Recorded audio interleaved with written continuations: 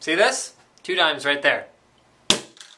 That's how much money you save per year going with a 5400 RPM drive or a 5900 RPM drive versus a 7200 RPM drive that is optimized for power efficiency. At least that is what Seagate is claiming is the reason that they are switching from having a green or an eco-friendly, optimized, lower RPM, lower performance storage drive, and then a middle-of-the-range sort of still purely magnetic storage, so sort of Seagate's strategy going forward is going to be a little bit different, but having a green drive versus a 7200 RPM somewhat performance drive and then a higher end drive. So in the past they had the Barracuda 5900 RPM drive, they had the Barracuda 7200 RPM drive, and then they had the Barracuda XT, which was a 7200 RPM drive with better performance, more tuning, etc., etc. Well, now Seagate is doing away with that 3-tiered approach, and they are going with only a single pure magnetic drive, at least sometime in the future. So right now they still have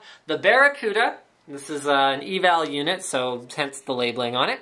And they're still going to have the Barracuda XT, but the XT is going to be a hybrid drive in the future, and they're completely doing away with the lower RPM drives because Seagate says that for the savings and for the performance reduction, it is simply not worth the slight decrease in cost that a 5400 or 5900 RPM drive provides, because in terms of manufacturing, they're actually very, very similar. Also, in terms of the testing and validation process, they take longer to validate because they spin slower.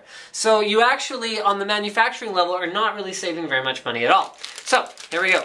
This is codename Granada. This is a 7200 RPM. This is going to be the Barracuda drive moving forward, and then there will be the Barracuda XT at some point in the future.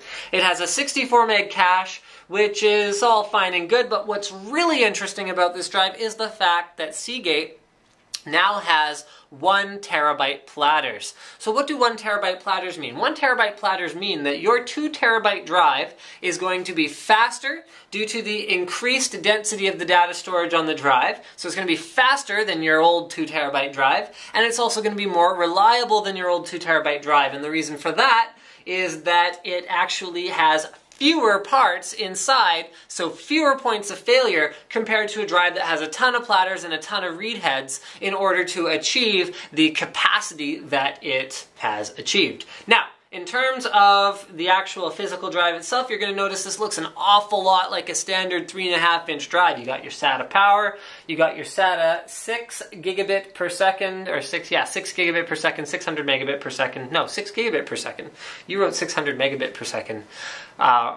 Either way, you've got your SATA 3 6 gigabit per second interface here, you got a couple little jumpers there, you got your standard mounting holes, all that good stuff. So what is this really about? This video isn't really about the unboxing or debagging of this particular drive. This is more about Seagate's refocus on what is best for the consumer. So what they're saying is, you know what, enough of this 20 cents of savings per year nonsense, because honestly you're probably losing far more than that in terms of productivity just waiting around for your data to be accessed. Let's not, charge more for the performance drive if it costs as much to manufacture and it uses as much power almost. It's actually slightly less power efficient than a low RPM drive. But let's not charge more for it if it doesn't actually cost us more to produce. So they're going ahead, they're saying, let's simplify things for the consumer. We're going to have one drive in a variety of capacities, and then on the performance side, we're going to do hybrid drives. We're going to add caching to them. They're going to be legitimately much higher performance than a standard 7200 RPM drive,